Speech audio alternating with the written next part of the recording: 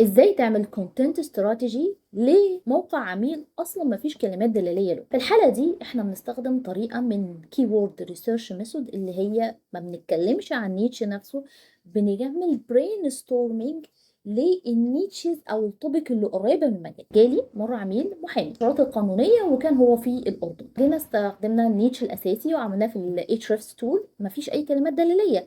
طب هنعمل ايه؟ رحنا رجعنا خطوه ابعد وبقينا نتكلم عن الخدمات اللي كان بيقدمها ايه سيتيزن شيب باي انفستمنت، فبدانا نتكلم على مين التارجت كاستمر وايه التوبيك اللي مرتبطه بسيتيزن شيب باي انفستمنت، وبدانا نتكلم عن التوبيك دي، وبالتالي وجهنا الناس، عملنا تشانل للناس ان هم لو عايزين استثمارات عقاريه، لو عايزين الجنسيه العقاريه، من خلال المحامي ده ان هو هيقدر يساعدكم. فدي كانت التفكير. في طريقه تانية بس بتبقى تايم كونسيومينج، بس الطريقه دي لو انت عايز تطبقها للعميل بتاعك، لو انت مهما دورت في الاس يو تولز ومش لاقي اي كلمات دلاليه، ممكن ان انت تبعد اكتر عن المين نيتش الاساسيه وتشوف الموضوعات المتعلقه بيه، وتبدا ان انت تعمل كي وورد ريسيرش ليها. ولو عايز تتعلم ازاي ان انت تعمل كونتنت استراتيجي، اكتب لي اس يو في كوبان.